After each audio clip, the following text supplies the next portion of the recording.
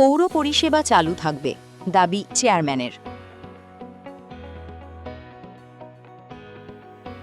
বিগত কয়েকদিন প্রকাশ্যে না এলেও সোমবার আচমকা পৌরসভায় হাজির হন পৌর চেয়ারম্যান সৈকত চট্টোপাধ্যায়।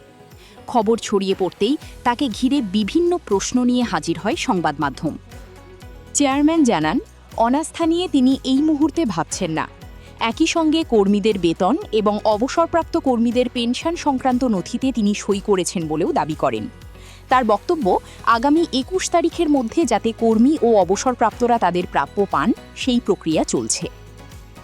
আমি কয়েকটা দিন আপনার প্রত্যেকে জানেন যে পারিবারিক কারণে একটু বাইরে ছিলাম, আজকে আসলাম এবং মাঝখানে একদিন এসেছিলাম। এসে আমি যেটা করেছি সেটা হচ্ছে যে ২০ তারিখে জলপাইগুড়ি পৌরসভার যারা রিটায়ার্ড এমপ্লয়ি রয়েছে তাদের পেনশনের ব্যবস্থা করেছিল এবং ২১ তারিখ তারপরে তাদের কিন্তু তারা তাদের আন্দোলন তুলে নেন এবং আমাদের যে ক্যাজুয়াল যারা ওয়েজ আর্নার রয়েছে, লেবার থেকে শুরু করে সুইপার থেকে শুরু করে আরও যারা রয়েছেন, আজকে তাদের ওয়েজটা যাতে মাসিক পেমেন্ট হয় তার জন্য সমস্ত সই-সাবুত করলাম। রাজ্য সরকারের পক্ষ থেকে পৌর বোর্ডকে পাঠানো শোকজ নোটিশেরও জবাব দেওয়া হয়েছে বলে জানান চেয়ারম্যান। অন্যদিকে ভাইস চেয়ারম্যান এসডিওর কাছে পদত্যাগপত্র জমা দেওয়ার বিষয়টি নিয়েও প্রশ্ন তোলেন সৈকত চট্টোপাধ্যায়।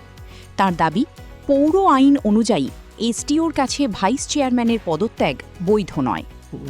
ভাইস চেয়ারম্যান নিয়োগ নিয়ে কোনো অভিযোগের জায়গা নেই। তার কারণ হচ্ছে ভাইস চেয়ারম্যানের নিয়োগটা সম্পূর্ণ ডিপেন্ড করে হচ্ছে চেয়ারম্যানের উপর। ভাইস চেয়ারম্যান কখনো কোনো ইলেক্টেড পার্সন না, ভাইস চেয়ারম্যান নমিনেটেড পার্সন, তাকে নমিনেট করেন চেয়ারম্যান। এসডিওর কাছে যে ইস্তফাপত্র জমা দিয়েছেন ভাইস চেয়ারম্যান, সেটা আইনের চোখে ইস্তফা নয়। যেটা এসডিওর কাছে জমা করেছেন সেটাও কাউন্সিলরের রেজিগনেশনটা, সেটা রেজিগনেশন নয় আইনের চোখে। চেয়ারম্যানের এই বক্তব্যের পর ফের নতুন করে চর্চায় রাজ্যের অন্যতম বিতর্কিত এই পৌরসভার অভ্যন্তরীণ পরিস্থিতি। তবে পরিষেবা স্বাভাবিক রাখার পাশাপাশি বেতন ও পেনশন মেটানোর বিষয়টি আপাতত সবচেয়ে গুরুত্বপূর্ণ বলে দাবি পৌর চেয়ারম্যানের।